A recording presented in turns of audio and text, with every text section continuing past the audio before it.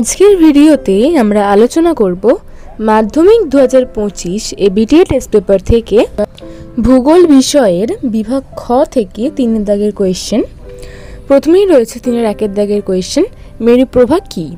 উত্তর, পৃথিবীর উভয় মেরুতে যখন একটানা 6 মাস রাত চলতে থাকে তখন আকাশে মাঝে মাঝে রামধনুর মতো একরকম অস্পষ্ট আলোকপ্রভা দেখা যায়। একে মেরুপ্রভা বা মেরুজ্যোতি বলে। সুমেরুতে এটি সুমেরুপ্রভা বা অরোরা বোরিয়ালিস এবং কুমেরুতে এটি অরোরা অস্ট্রালিস বা কুমেরুপ্রভা নামে পরিচিত। অথবা বায়ুচাপ কক্ষ কি? উত্তর, পৃথিবীর বায়ুর চাপ বলয়গুলি পূর্ব পশ্চিম অক্ষাংশ বরাবর অবস্থিত হলেও স্থলভাগ ও জলভাগের প্রকৃতিগত পার্থক্যের কারণে চাপ বলয়গুলির মধ্যে পরিবর্তন লক্ষ্য করা যায়।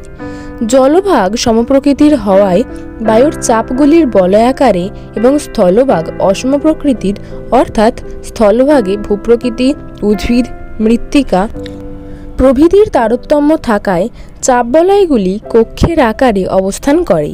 একেই বায়ুর চাপ কক্ষ অরবিট অফ এয়ার প্রেশার বলে। উদাহরণ, সাইবেরীয় উচ্চচাপ কক্ষ।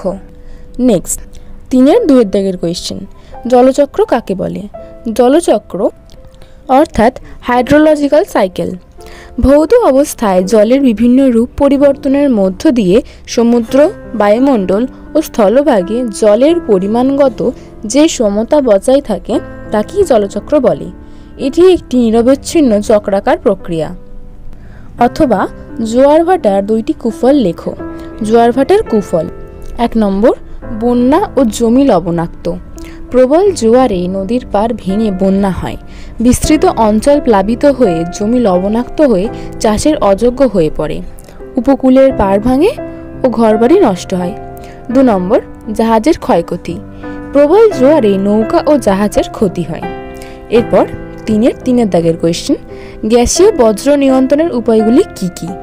উত্তর, গ্যাসীয় বজ্র নিয়ন্ত্রণের উপায়: প্রধানত যান্ত্রিক পদ্ধতিতে কলকারখানার গ্যাসীয় বজ্র নিয়ন্ত্রণ করা হয়। এখানে যে যন্ত্রটি ব্যবহার করা হয় তার নাম স্ক্রাবার। এই যন্ত্রে সাধারণত দুভাবে গ্যাসীয় বর্জ্য নিয়ন্ত্রণ বা নিষ্কাশন করা হয়, যথা 1. আর্দ্র স্ক্রাবিং। এক্ষেত্রে কলকারখানা থেকে নির্গত বিষাক্ত গ্যাস, ধূলিকণা প্রভৃতি বায়ু দূষককে কোনো জলীয় দ্রবণের মধ্যে চালনা করে বিশুদ্ধ বাতাস নির্গত করা হয়। 2 নম্বর, শুষ্ক স্ক্রাবিং। এই পদ্ধতিতে জলীয় দ্রবণ ছাড়াই বস্তুকণা ও দূষিত বাতাস স্ক্রাবারের মাধ্যমে পরিস্তুত করে বিশুদ্ধ বাতাস নির্গত করা হয়। সাধারণত শুষ্ক স্ক্রাবিং পদ্ধতিতে অম্লধর্মী গ্যাস অপসারণ করা হয়। অথবা বর্জ্য পৃথকীকরণ কিভাবে করা হয়? বর্জ্য পৃথকীকরণ: বর্জ্য ব্যবস্থাপনার সবচেয়ে গুরুত্বপূর্ণ পদক্ষেপ হলো এই পদ্ধতি। এই পদ্ধতিতে উৎসস্থান বা যেখানে বর্জ্য জমা করে রাখা হয় সেখানে প্রকৃতি অনুযায়ী জৈব ভঙ্গুর বা অভঙ্গুর আলাদা করে পৃথক পৃথক প্যাকেটে রাখা হয়। এতে পরবর্তী পদক্ষেপে জৈব ব্যবহারের সুবিধা হয়। অনেক দেশেই গৃহস্থালির বর্জ্যের জৈব ভঙ্গুর, যেমন শাকসবজি ও রান্নাঘরের অবশিষ্টাংশ, ও জৈব অভঙ্গুর, যেমন প্লাস্টিক, কাঁচ, ধাতু ইত্যাদি দ্রব্যগুলি আলাদা আলাদা করে বাইরে জমা করা হয়। নেক্সট, 3-4 দাগের, ধারণযোগ্য উন্নয়নের সংজ্ঞা দাও।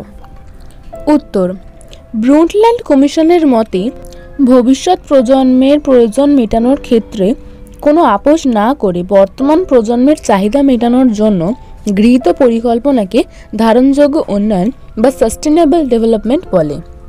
অথবা পোতাশ্রয় কাকে বলে? উত্তর, পোতত অর্থাৎ জাহাজের আশ্রয়স্থল হল পোতাশ্রয়।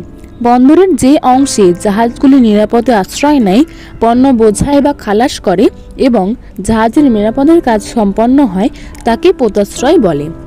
নেক্সট, 3-5 দাগের কোয়েশ্চেন, ধাপ চাষ ও ফালি চাষ বলতে কি বোঝো? ধাপ চাষ: পাহাড়ি অঞ্চলে কয়েকটি ভাগে ঢাল কেটে ধাপের সৃষ্টি করে প্রবাহমান জলের গতি প্রশমিত করা হয় এবং কৃষিকার্যে ব্যবহার করা হয়। এই কৃষিকাজকে ধাপ চাষ বলে। এর ফলে পাহাড়ের ঢালে মৃত্তিকা ক্ষয় কম হয়, যেমন বেঞ্চ সোপান, পর্যায়িত সোপান, সমতল সোপান।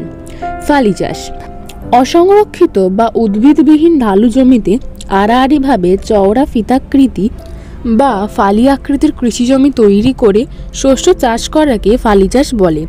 এর ফলে মৃত্তিকা ক্ষয় হ্রাস পায় ও মাটির জল ধারণ ক্ষমতা বেড়ে যায়। যে সকল ঢালু স্থানে মৃত্তিকা ক্ষয় বেশি হয় সেখানে এই পদ্ধতিতে চাষ করা হয়, যেমন শিম, ডাল, সয়াবিন প্রভৃতি। অথবা ভারতের কৃষ্ণ মৃত্তিকার দুটি বৈশিষ্ট্য উল্লেখ করো। 1. এই মাটির রং কালো, তাই স্থানীয় নাম রেগুর মাটি, অনেকে কৃষ্ণ মৃত্তিকাও বলে থাকে। 2. এই মাটির জল ধারণ ক্ষমতা খুব বেশি এবং এই মাটি খুব উর্বর হয়। 3.6. উপগ্রহ চিত্রের সংজ্ঞা দাও। উত্তর: উপগ্রহ চিত্র কথার অর্থ কৃত্রিম উপগ্রহ থেকে সংগৃহীত পৃথিবীর বা পৃথিবীর কোনো অংশের আলোক, অর্থাৎ মহাকাশে যে কৃত্রিম উপগ্রহ উৎক্ষিপ্ত হয় সেই উপগ্রহ পৃথিবীর যে আলোকচিত্র সংগ্রহ করে পর্যবেক্ষকের কাছে পাঠিয়ে দেয় তাকে উপগ্রহ চিত্র বলে। অথবা বেঞ্চমার্ক বলতে কি বোঝো? উত্তর: ভূপৃষ্ঠের উপর নির্মিত কোনো স্থায়ী বস্তুর উপর চিহ্নিত সর্বোচ্চ উচ্চতা পরিমাপকারী একটি বিন্দু বেঞ্চমার্ক নামে পরিচিত।